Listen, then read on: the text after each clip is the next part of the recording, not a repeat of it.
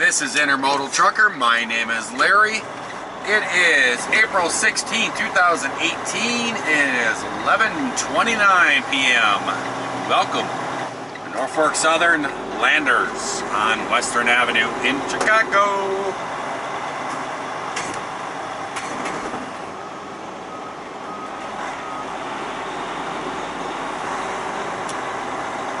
Here we were, our magic portal ride for the night. Actually, we got one more to do. I did get pre-plans for my next load, and it is picking up at CSX on 59th Street. And it's going to be going up to Procon in Appleton, Wisconsin. And we should have like an hour or something left by the time we get done with that one. Maybe not even that. Yeah, we won't even have that. So I don't even know if we'll get another load or not.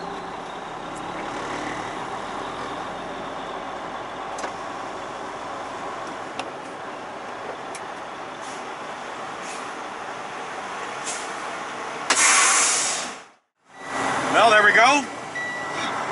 We are all checked in. Our ticket is telling us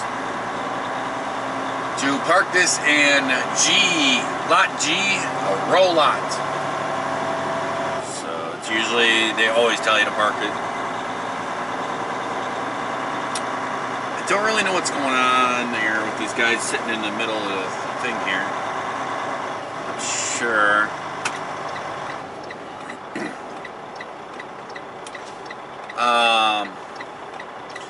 I gotta say one thing. I'm actually kind of tired of winter. And that is something from me. Because I gotta tell you, I am a big fan of wintertime. But I'm kind of over it. It's 30, it says 36 degrees down here. And there's kind of flurries down here and stuff. But I am just kind of over it, you know? I am usually a big snowmobiler. And usually I want the winters, and I mean, like three winters ago, I mean, I pretty much spent my time snowmobiling. I mean, all my time. And I really looked forward to it. It's a lot of fun to me. But then I started working here, at JB Hunt.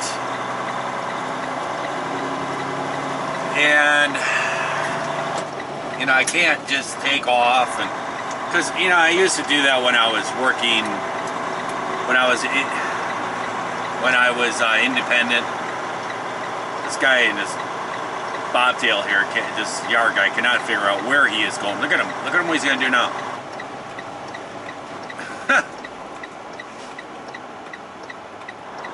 He did that just in front of me back there a little ways. And then as I went by him, he whipped out behind me, and then he turned around and passed me on the right, and then he went and did it again. But anyways, since I've been working for JB Hunt, it's been kind of, I can't just really go all the time. And for one thing, I don't make the money I used to. So, for me to go up there, it's expensive. It is really kind of expensive. So, that's one of the things. But the other thing is the time off, too. So, because it's a 5.5 hour drive up there. So you come home on a weekend, then you got to jump in a car for 5.5 hours, run up.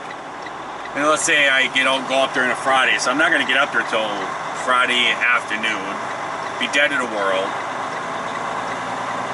Not going to go out at all. Going to sleep like crazy Friday night. Then I'm going to get up Saturday, be up during the day, snowmobile all day long like crazy, and then basically I come home, we come back to the cabin, and then it's like, do I sleep tonight, take off in the morning, or do I just take off tonight? I usually just take off Saturday night. And I run all the way home, and I try to make it all the way there, and drink a bunch of coffee and stuff. And I try to stay up as long as I can so I can go to sleep early in the AM on Sunday, sleep all day Sunday, and then get up and go back to work. I mean, so it's, 11 hours of driving, and you only get one day of snowmobile, so it's really not worth it. So I haven't been doing much of it. And you guys saw where I went up with John. I took John up snowmobiling, or at JVG Travels.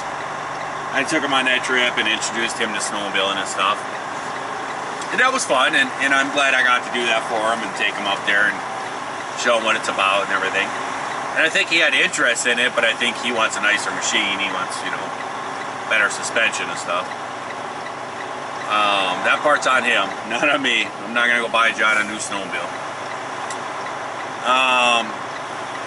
But then I usually go with my brother, and my brother is like 7 years older than I am. And he's the other one. He's just like me. Go, go, go. Wants to go, wants to go. And he's got some really nice sleds and stuff. And so we usually go together. It's usually me and him going up there. And he was out in Wyoming when I took John up there. And he wanted me to go out with him. And I was like, no, I just can't do it. And, the money wise, the time off, and everything.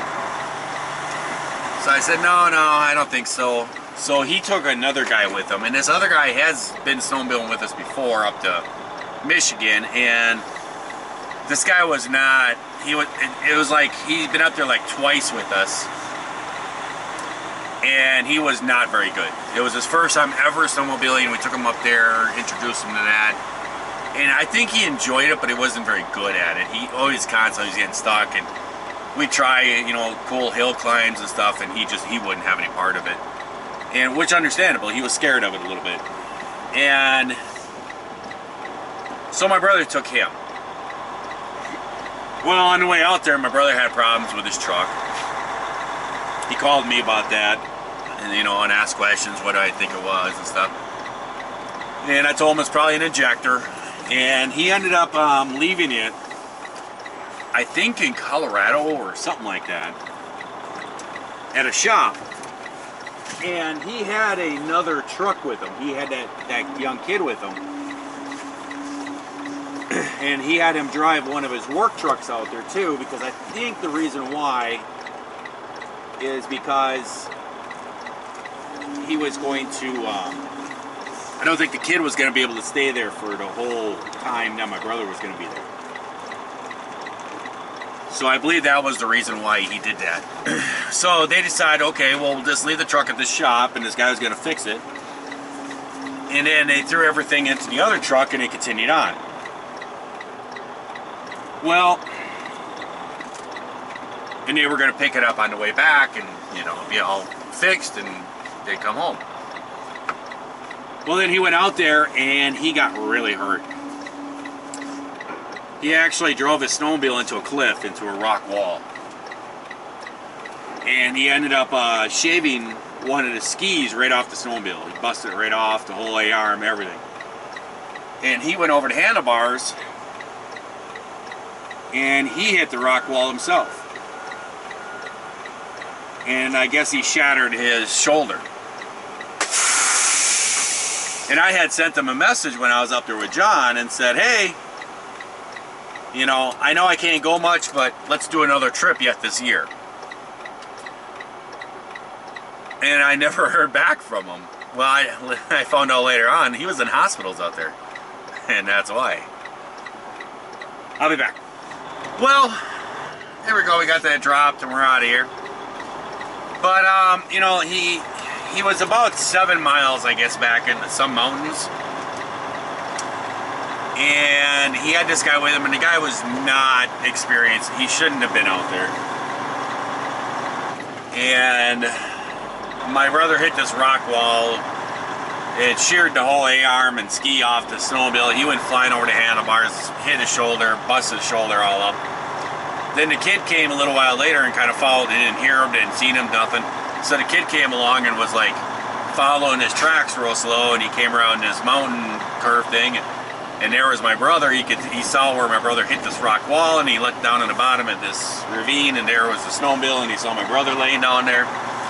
So he went down there, you know, no, let's go, and my brother's like, you know, my shoulder, and the snowmobile's done, and he's like, there's no repairing that. And he goes, and the guy's like, well, get on the back of this snowmobile and I'll drive you out of here. My brother's like, I can't. He goes, I can't hold on to you. He goes, my shoulder, I heard all the bones break.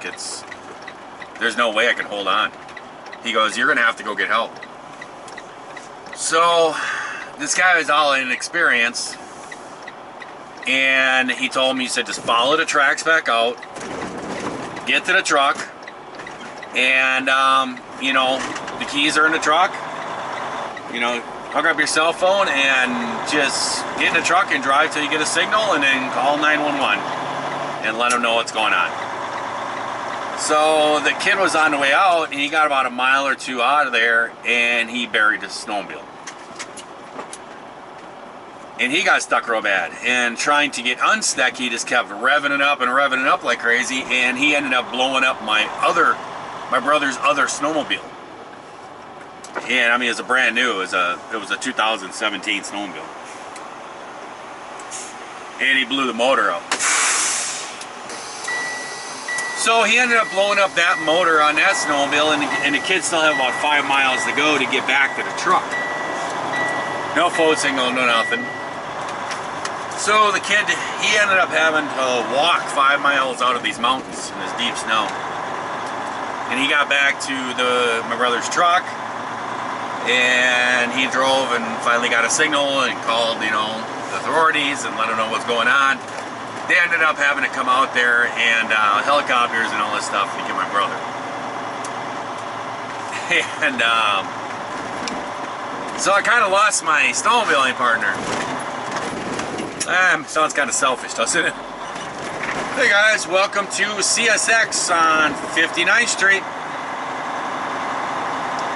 If you're wondering the height on that there little viaduct thing, or I guess you call it. You know what you call them when the bridges are used for trains, I think. It was 13.8. But anyways, getting back to my brother. So yeah, a little selfish of me. But I just found out about it. He actually just kind of kept it a secret. But I just found out that his truck is still in Colorado, and his snowmobiles are still out there, and one of them's on the side of a mountain. So he's got to find somebody. He says that he's talked to some people or something like that. In the summertime, I guess they're going to go out there and try to load him up on some kind of cart thing or something like that and get him out of there. So it's kind of a mess. But I have no snowmobile partner anymore. So it's kind of like, ugh. We do know other people and stuff, but they're mostly like younger kids. Because of the type of snowmobiling that we do this off-trail. There's not a lot of older guys like us that go out and do that. So it's kind of a little strange.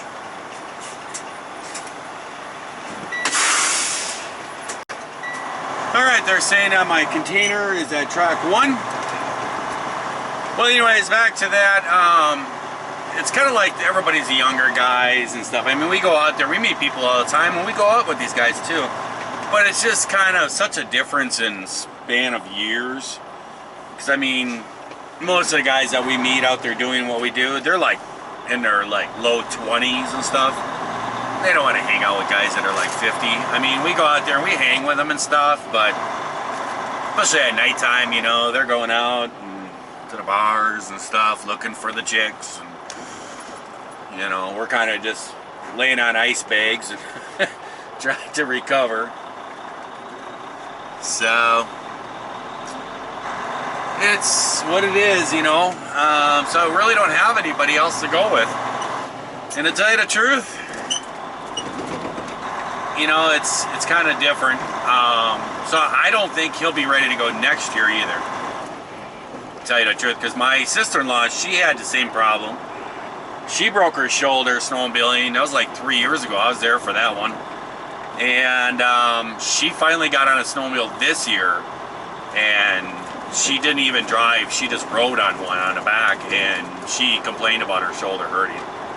So I do not believe my brother will be going next year. He says he will, but I don't see it. So, you know, I'm just kind of over the winter, because if I don't have snowmobiling, there's really no use for it, to tell you the truth. I could go skiing. I haven't been skiing in a while. I used to be pretty good at that. Oh, there's my container right there.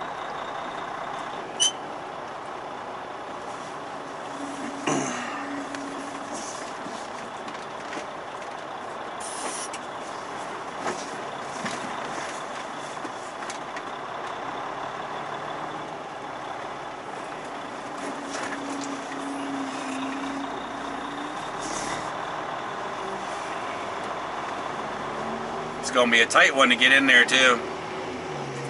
Look at how tight they got that puppy. I'm gonna have to go in there sideways.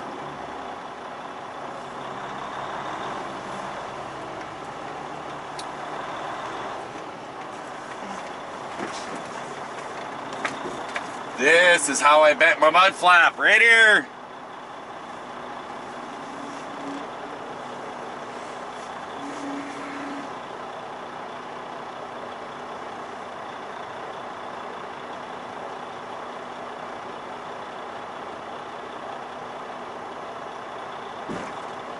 Alright, I don't think I'm lined up.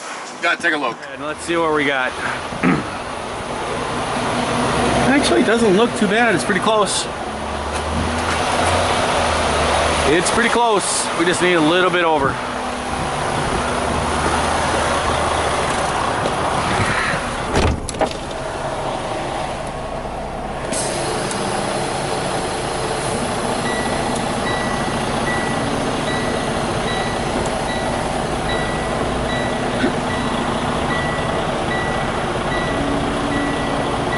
That should get it right there.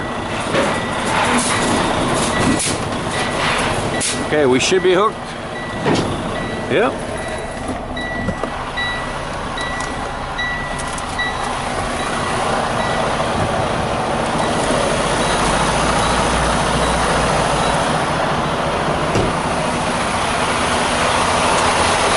Well, I'm now going to get the hoses over here.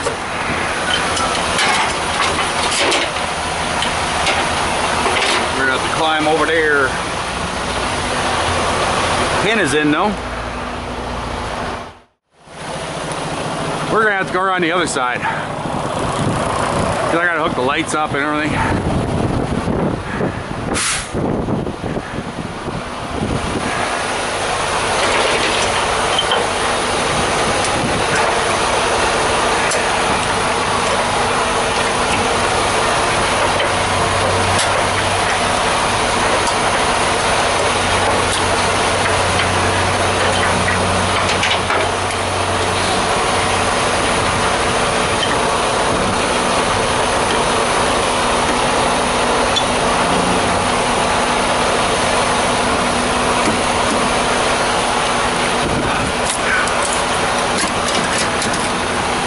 These are some weird looking bills.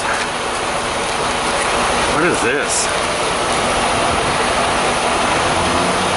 Yeah, it's going there. Huh. Here we go, lit and flashing.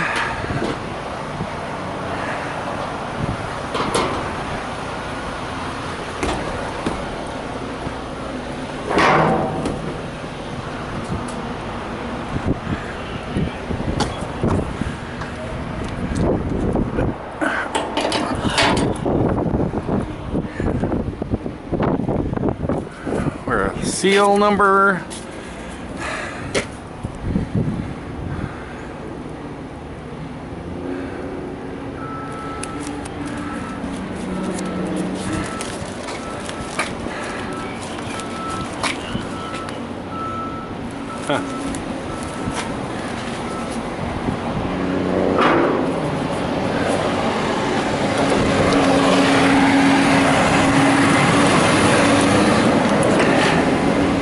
This one here is not going to work. I'll show you why. The chassis is hanging down and it's too low. And see how this thing is not going to turn because it's hitting there? I'll show you guys how to fix that.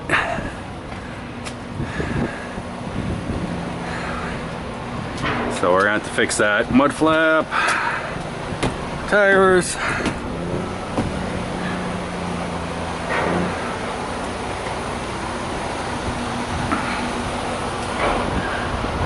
Everything else looks good. You can see how they sit down in there. This must be how they keep them from moving side to side. You can see this thing it sits down in there and pushes against it. And then they must pull this back so it gives them more room to load them.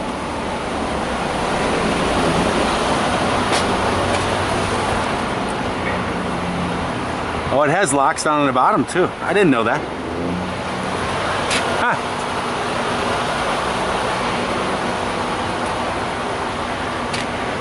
That guy was pushing these in and he's loading them down there. So I bet you anything those are kind of like guides that help it guide it into the spot. Interesting. Cool. All right, well, we got to get back to our job. The way that you can fix this is see how these tandems are so far up? The back of the chassis is actually just drooping down because all the weight's up here. We need to move this anyways because this load is really heavy and I know it needs to be in about the 5th or the 6th hole on this load. So what we do is we pull the pin and we're going to slide the tandems all the way back, and that's going to push up on the back of that chassis and put that pin in there.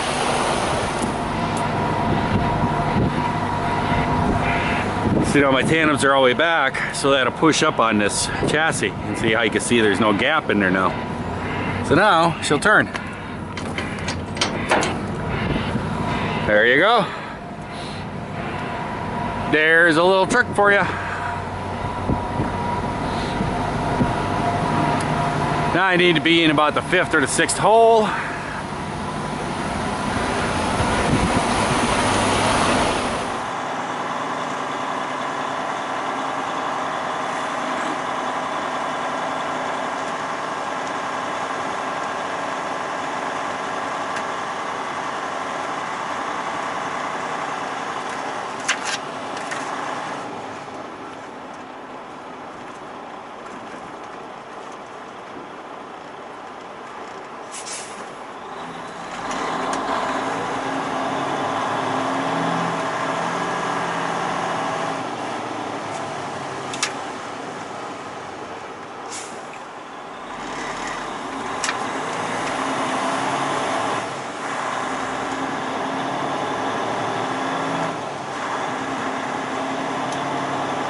Well, there we go.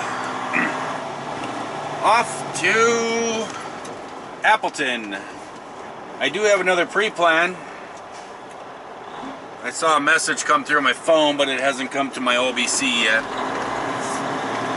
And it says something about it has to be picked up by 2300 the same day. So I'm thinking it's going to be over in Manawa.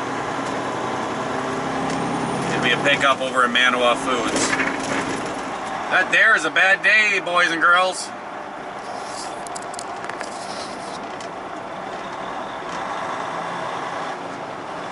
Now I got a problem. They got me going down on to Lakeshore Drive. Ooh. I gotta find some way to turn around. Well, hello and welcome to ProCon in Appleton, Wisconsin. I'm hoping that there's an empty. I think there is. I can see one or two over there, I think. I think there's one right up in the front here. And then there's one in the back row I can see. So maybe one of those is empty. I'm not sure if there's actually somebody in here.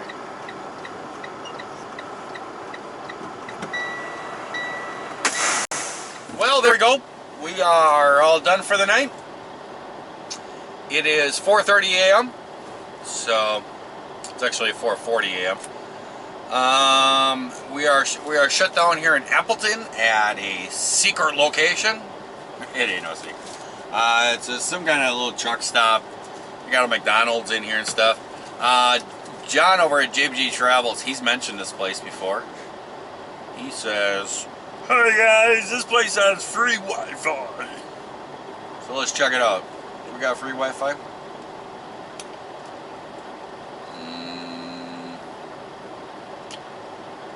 It shows everything is locked. I don't see free Wi-Fi. I don't know, maybe if you go inside you get a code or something, I don't know. But I'm up here in Appleton and I'm going to be shutting down for the night, doing my 10-hour break here.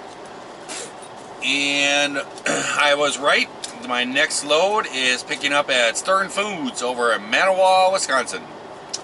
So, and that load's not going to be, it says from 1 o'clock this afternoon till midnight tonight.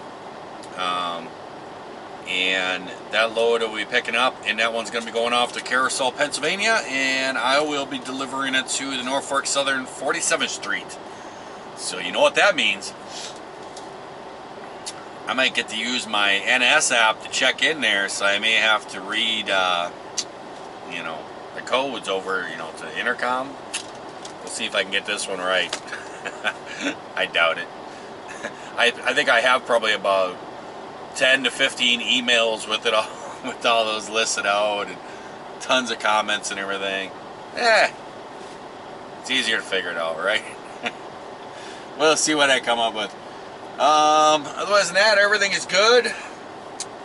We are at 24 degrees here in Appleton. It's a bit chilly. And parking's a little limited here, so that's not good. So this place is a little bit crowded. A lot of snow and stuff.